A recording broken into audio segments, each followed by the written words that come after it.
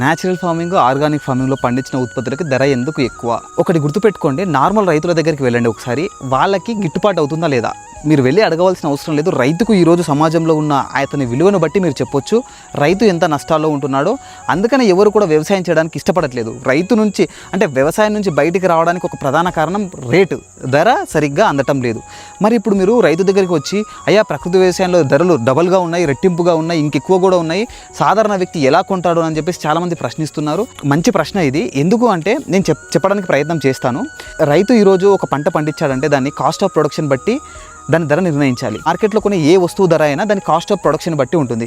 Example, ఒక చిన్న water bottle తీసుకుంటే దాని కాస్ట్ ఆఫ్ ప్రొడక్షన్ 2 లేదా 3 రూపాయలు మాత్రమే ఉంటుంది. కానీ దాని అమ్మేది 20 రూపాయలకి. మనం తినే బిస్కెట్లు కావచ్చు, సబ్బులు కావచ్చు, షాంపూస్ కావచ్చు, ఏదైనా కూడా ప్రొడక్షన్ కాస్ట్ను బేస్ చేసుకుని ఎంఆర్పీ అనేది డిసైడ్ చేస్తారు.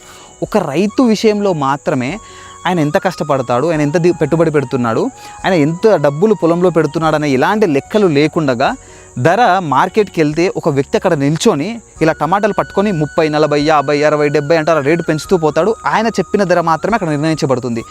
నేను చూసిన సత్యం ఏమిటి అంటే మార్కెట్లో ఒక 2 గంటలు ఆయన అక్కడ కొని అమ్మే వ్యక్తి సంపాదించినంత రైతు ఒక 10 ఎకరాల్లో ఒక సంవత్సరం మొత్తం కష్టపడ్డా కూడా సంపాదించలేకపోతున్నారు. దీనికి కారణం మధ్యవర్తులు అని చెప్పొచ్చు అండ్ ధర నిర్ణయం చేయడం. ఈ 2 ఫ్యాక్టర్స్ మాత్రం రైతును చాలా నష్టపరుస్తున్నాయి. మరి ఇప్పుడు ప్రకృతి వ్యవసాయంలో అయినా ఆర్గానిక్ ఫార్మింగ్లో అయినా రైతు ఏం చేస్తున్నాడంటే తను పెట్టుబడి ఎంత అవుతుంది, కలుపుకూళ్ళకి ఎంత అవుతుంది, విత్తనం పెట్టినందుకు ఎంత, దున్నినందుకు ఎంత, ఈ లెక్కలు వేసుకొని తనకి ఎంత ధరలో అమ్మితే గిట్టుబాటు అవుతుందో ఆ ధరకి అమ్మడానికి ప్రయత్నం చేస్తున్నారు. దానితో పాటు రైతులు మార్కెట్లో ఉన్న ప్రైజెస్ని కంపేర్ చేస్తున్నారు. ఆర్గానిక్ స్టోర్లో ఎంత అమ్ముతున్నారో చూసి వాళ్ళకంటే 10, 20, 30 రూపాయలు తక్కువ అమ్మడానికి ప్రయత్నం చేస్తున్నారు కొంతమంది వ్యక్తులు. కొంతమంది కాస్ట్ ఆఫ్ ప్రొడక్షన్ బేస్ చేసుకొని అమ్ముతున్నారు. మధ్యతరగతి వ్యక్తులు అంతంత ధర పెడితే ఎలా కొంటారు? మార్కెట్లో ఫర్ ఎగ్జాంపుల్ ఈరోజు పప్పు ధర 150 రూపాయలు ఉందంటే ప్రకృతి వ్యవసాయంలో చేసిన ధర మాత్రం 200, 250 రూపాయలు ఉంటుంది. అంటే 50 నుంచి 100 రూపాయలు కేజీ దగ్గర ఎక్కువ ఉంటుంది. ఒకసారి ఆలోచించండి, ఈ ధర నిజంగా మీకు ఇబ్బంది పెడుతుందా? ఈరోజు మనము కొనే ప్రతి వస్తువు, మనం తొడుక్కునే బట్టల దగ్గర నుంచి పొద్దున లేస్తే తలకు పెట్టే షాంపూ, పేస్టు, ప్రతి దాని ధర కాస్ట్ ఆఫ్ ప్రొడక్షన్ కంటే కూడా 2 నుంచి 3 ఇంతలు ఎక్కువ పెట్టి మనం కొంటున్నాం. ఎలాంటి క్వశ్చనింగ్ ఉండదు, ఎలాంటి బార్గెనింగ్ ఉండదు. పెద్ద షాపుల్లోకి వెళ్తాం, పెద్ద రెస్టారెంట్లోకి వెళ్ళి ఒక వ్యక్తి మనకు సర్వ్ చేసినందుకు అతను టిప్ కింద నుంచి ఫుడ్ తెచ్చి టేబుల్ మీద పెట్టిన సర్వర్కి టిప్ ఇచ్చి ఎంతో గొప్పగా రెస్టారెంట్ నుంచి బయటికి వస్తున్నారు.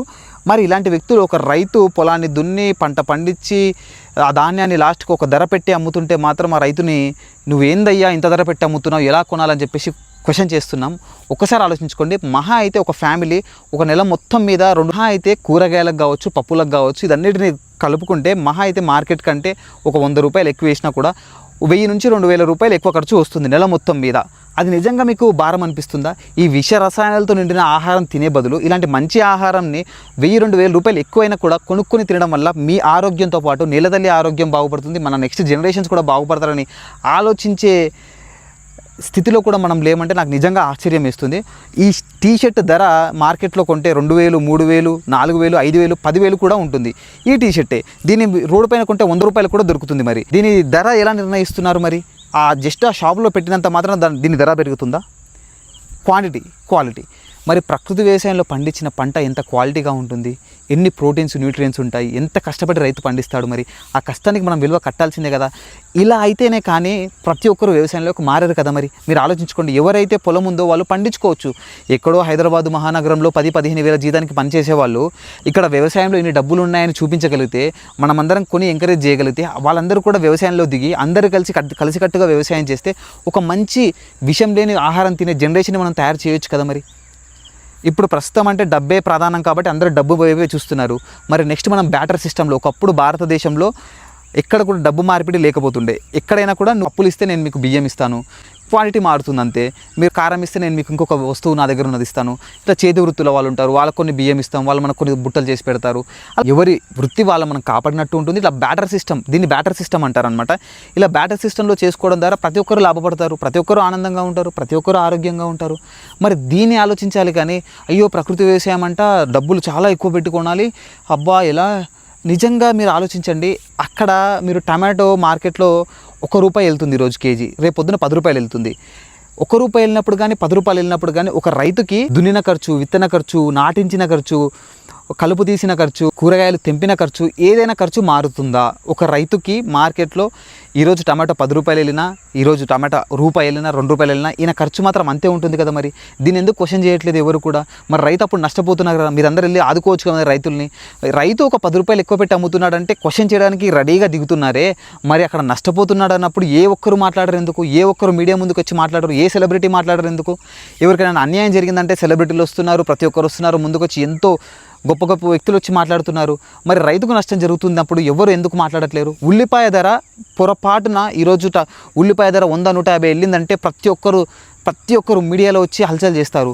ఈరోజు ఉల్లిపాయ ధర మండిపోతుంది అని రెస్టారెంట్ వాళ్ళైతే నో ఆనియన్ బోర్డు కూడా పెడతారు. మరి అదే ఆనియన్ ధర రూపాయి, 2 రూపాయలు వెళ్తున్నప్పుడు మరి ఎందుకు ఎవరు నోరు మెరపరు? రైతు నష్టపోతున్నారు, రైతు ప్రాణాలు తీసుకుంటున్నా కూడా ఎవరు ఎందుకు మాట్లాడరు? దయచేసి ప్రతి ఒక్కరికి కోరుకునేది ఒకటే, ప్రకృతి వ్యవసాయంలో దొరికే ఉత్పత్తులు మీరు ఖచ్చితంగా మీరు పండించుకోవడానికి ప్రయత్నం చేయండి. లేదు రైతుల నుంచి నేరుగా కొనడానికి ప్రయత్నం చేయండి. స్టోరుల్లో కొనడం కంటే రైతు నుంచి ఒక 10 రూపాయలు ఎక్కువ ఇచ్చినా కూడా మీరు ఆరోగ్యంగా ఉంటూ రైతును ఆరోగ్యపరిచిన వాళ్ళు అవుతారు. లేదు మీకు మీ దగ్గర పొలం ఉంటే మీరే పండించుకొని తినండి. మీ దగ్గర పొలం లేదనుకుంటే ఎవరైనా రైతును చూస్ చేసుకొని, మీకు ఫ్యామిలీ డాక్టర్ ఎలా ఉన్నాడో, ఫ్యామిలీ లాయర్స్ ఎలా ఉంటారో, ఫ్యామిలీ ఫార్మర్ని కూడా పెట్టుకోండి. ఆయనకు చెప్పండి, మాకు ఈ పంటలు పండియండి, నేను మీకు ఇంత డబ్బుని ఇస్తాను, నేను మీకు విత్తనాలు ఇస్తాను, విత్తనాలు తెచ్చివ్వండి. విత్తనాల కాంటాక్ట్లు నేను బోల్డ్ కాంటాక్ట్స్ పెట్టాను, ఆయనకు విత్తనాలు ఇవ్వండి, ఆయనకు వ్యవసాయ విధానాలు నేర్పించండి, ఆయన ద్వారా పండించుకోండి, ఆయనకు ముందే డబ్బులు ఇవ్వండి, ధర ముందే నిర్ణయించుకోండి. ఇది చాలా సులభం కదా. ఇలా అయినా చేయండి పోనీ. లేదా పండించుకోండి, లేదా అలా ధర ఎక్కువ ఉందని రైతులు నిరాశపరచకండి. వచ్చే వాళ్ళని కూడా మళ్ళీ తిరిగి పంపే ప్రయత్నాలు చేయకండి.